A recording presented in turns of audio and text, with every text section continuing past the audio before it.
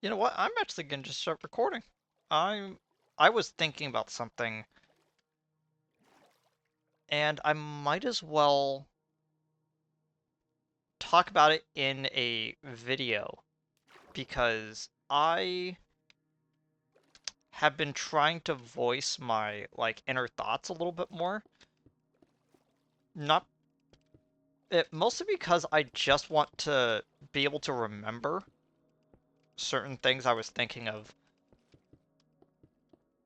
If that if that logic doesn't really make sense, sorry, I don't really know myself sometimes. But I was particularly thinking about Pokemon. So, in a sense, I've always liked Pokemon as a franchise, like ever since I was a little kid, because my dad bought me and my siblings a single Game Boy Color, and we had to share one cartridge of Pokemon Blue as a kid.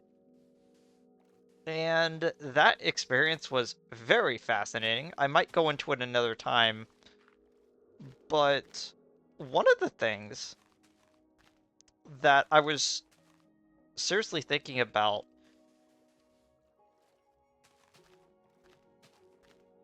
is something that comes up in Pokemon a lot, which is the concept of challenge runs in games. And challenge runs are not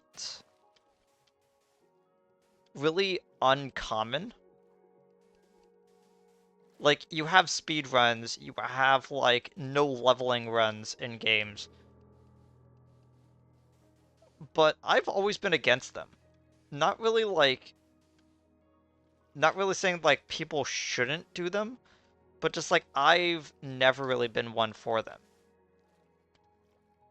And this came up when I was thinking about what to do for my, next series that I was planning on. I'm still editing right now the next episode of Inscription, but I hit a snag on one of the videos and I kind of got disheartened from it. I'm gonna continue editing it probably after I'm done recording this video in particular. Maybe after I record something else, but one of the things that kind of popped up into my head of what to do was a Sonic Adventure 2 randomizer. And I was sitting there and I'm like, oh, that might be fun. Because how the randomizer works is that it takes all of the characters and it takes a bunch of mods for skins and just shuffles them into a bag and then says, you're playing as this character now. So you'll be like, okay, I'm playing on City Escape. And then it gives me not Dr. Eggman, but the Dark Chow Mech to run around with. And I'm like, uh-oh. Like, something like that's funny. And I kind of like that. But then I think about randomizers in games like Pokemon. Because if you don't know, a randomizer in Pokemon is, okay, I'm starting out, but every spawn location could potentially have every Pokemon that could show up in this game. And I was really thinking about it, and I'm like, but I don't like that in Pokemon, but I like the concept in something like but I like the concept in something like Sonic Adventure 2. And I was really thinking about it, and I'm like, is it because it's an RPG and it takes out some of the strategic elements of it? Because I was thinking back to other games that have randomizers that I actually kind of enjoy the idea of them. One of them being Kingdom Hearts. I like the idea of Kingdom Hearts, where every single door that you go into could potentially be a different loading zone. So you could go like, okay, let's see how this goes.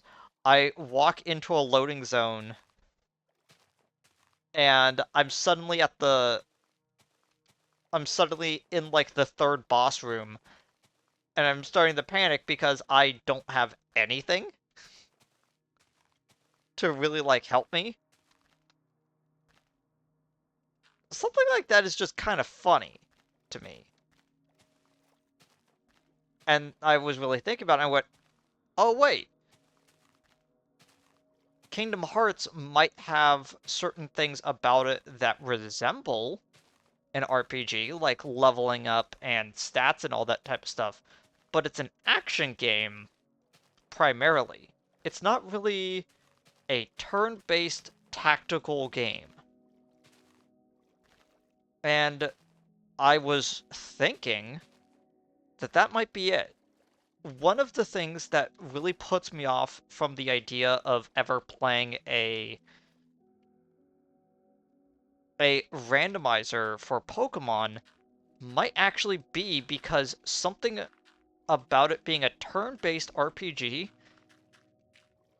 I feel removes some of the planning that an RPG requires. And again, this might just be for this isn't just like for randomizers. Uh, the most famous challenge run for Pokemon is not even like a speed run. It's actually something known as a Nuzlocke, which is inspired by this old comic from, I think, DeviantArt, where it was originally posted, where the guy had this really funny idea where he wanted to catch a Pokemon, and then if that Pokemon dies in battle, it dies for good, and he can't use it anymore, and that includes his starter. And it came to some funny things, like the reason why it's called a Nuzlocke in the first place is because the first name that he could think of when he got a... Oh my gosh, I'm blanking on what it's actually called, but it evolves a C-Dot. There we go. Which he named Locke, based off of the character from Lost. And it was continuously drawing him with, like, Locke's face in the comic. So, when he died as a Nuzleaf, there was this, like, whole, like, passionate moment where it's like, I grew so close to you and now you're gone. And to be fair, that's what people really enjoy about that sort of format, is that it makes you very protective of your Pokemon, and sometimes Pokemon have weird quirks, where it's like, man, I'm just not getting a crit. What is wrong with you? And a lot of YouTubers like to start playing it up, like the Pokemon on their team are from like a Shonen Battle series where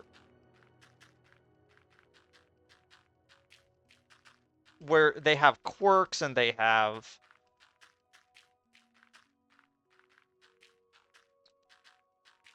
what's the exact phrasing that I want to go with? They have flaws and quirks that like make them like weird, but they're keeping them on the team because it's their one Pokemon that they caught for the area. So they might as well make the most out of a situation. And yeah, that is kind of fun, but I don't like it. Why do I not like a Nuzlocke? Because sure, you could say that a randomizer requires you to hack the system to like get all of the like stuff for it. With the Nuzlocke, you can do that on like a fresh system that has absolutely no hacks required. So why don't I like it as much? And it really does come down to the fact that Pokemon as a series might just be way too like I brought this up before. Pokemon is not a hard series. Like I used to watch someone that their whole thing was, "Hey, I want to play Pokemon, but I just can't play Pokemon." And his friend was like, "Why not?" And the response was, "Because it's too easy. So I have to do these challenge runs every single time I want to even remotely play the game, or else I'm not going to engage with it."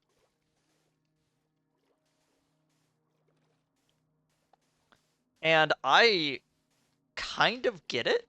Like, Pokemon is one of the most intense games of rock, paper, scissors you'll ever see. Like, you walk into a gym, the gym leader goes, it's like, I'm gonna be a hard challenge.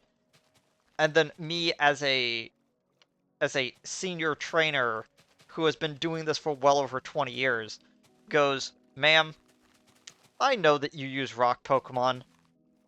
I brought my water Pokemon. I'm going to win." And they're like, "But what if one of my Pokemon knows an electric type move?" Ah, that's really funny because I actually have a grass type Pokemon just for that possibility. Like, when you get down to it, Pokemon as a game is a very easy rock, paper, scissors game. And having a Nuzlocke as your challenge does kind of throw a wrench into it. Because now you're sitting there like, okay, cool, on my first route I got the regional bird Pokemon, but it's not really that good of a Pokemon because it's just a normal flying type. It doesn't really have too many good beneficial assets to it, and in fact, it's incredibly weak to electric type Pokemon. So if I ever run into an electric Pokemon in the wild, I might be screwed. And there's always going to be at least one gym leader that's electric type. So you have to kind of play it tactically, which again you would think would be something I would enjoy, but it's just not. And I really started thinking about it. Pokemon is the only game that I really know of in which people are forced to do challenge runs or else they will not enjoy it. And I know that that doesn't go for everyone. I literally just talked about a singular person that I watched back in the day that was like that. But it seems to come up a lot. Like a lot of Pokemon themed YouTubers will often whenever there's like a lull in content because, new game isn't out yet, there isn't really any news to talk about, they will immediately boot up a ROM hack to do a randomizer Nuzlocke with like shinies only challenge. And I'm like, is this the only community of video gamers that like whenever they can't think of something to do in their favorite franchise, instead of just playing through the game normally, they have to make up new challenges and new criteria of how to play their game? And it's weird because I don't see that happening with Zelda. Like Zelda famously has one of the most vibrant communities when it comes to randomizers. But I will often see people just go, "Well, I'm playing the game again." And they'll just play through Ocarina of Time normally. Or they'll play through Majora's Mask normally. And randomizers usually only carry over into the 64 games. Like I've never really seen someone try to do a randomizer of Twilight Princess. I mean, I've seen a a playthrough of Wind Waker randomizer, but that one wasn't as interesting because there were a lot of things that you had to unlock. And I think it's because the N64 as a platform is just old enough that there isn't a lot of like story locked criteria in their games. And so they left a bunch of they left a bunch of sequence breaks open that randomizers could really utilize, which is why PS2 games you see it a lot in, and what do you know, you see it a lot in older style games like that. Again, I'm not sure if this is a me thing. I think it might actually be a the game's format is just not conducive to that. Because I know for a fact that a lot of people get enjoyment out of doing doing randomizers and challenge stuff. Like uh like my significant other loves doing randomizers. It's fine. Like he really enjoys it. The problem is that I just don't, and it might just be a me thing. Like for instance, I was watching a randomized game of Aria of Sorrow, the Castlevania game. And it's really fun. Like the things in the very first shop are different. Every enemy can drop a random like soul to increase your stats or weapon to give you a random thing. And then like halfway through the run, he just goes, "Well, I'm bricked." And then just restart the game because he didn't get a very simple upgrade very that he has to defeat like the second boss with. And so because he's locked out from that, he has to restart the whole thing. And of course there's randomizers that have like logic uh, what's the correct word? They have fail safes for when logic breaks, where it's like, no, no, no, this has to be before this one, so the game's actually like winnable. But the fun of runs like that is that you can go through a lot of it before you realize that it's just broken. And some people enjoy that. Some people like to have a bricked experience. It's like when you play a card game and your first draw is all uh your first draw is all lands or energy, and you just sit there for a bit and you go, I can't believe the game has done this to me.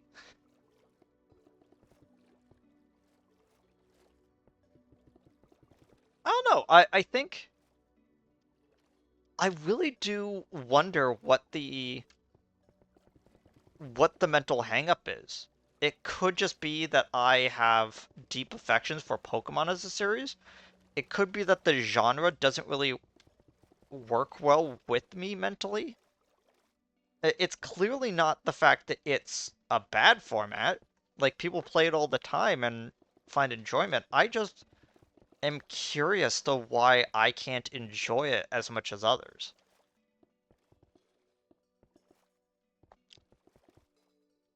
Speaking of which, yeah, speaking of Pokemon, I'm probably gonna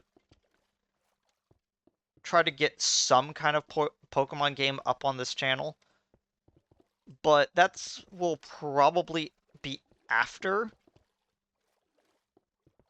I finish the series that I'm currently thinking of doing right now. Right now, Inscription is on the docket. Uh, Sonic Adventure 2 is on the docket, and then like one other game, which I might just I might just actually veto that because it might take a little bit too long to go through the whole thing.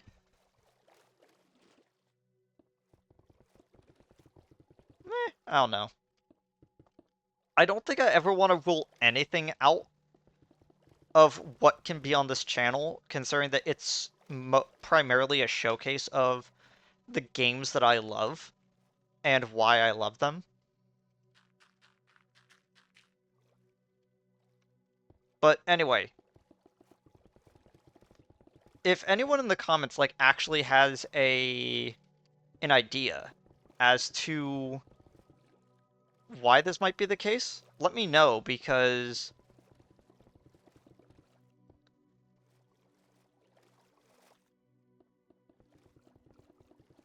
it would feel kind of weird to just completely write out all randomizers just because I have a weird hang up on it. Anyway, I'll see all y'all later. Goodbye.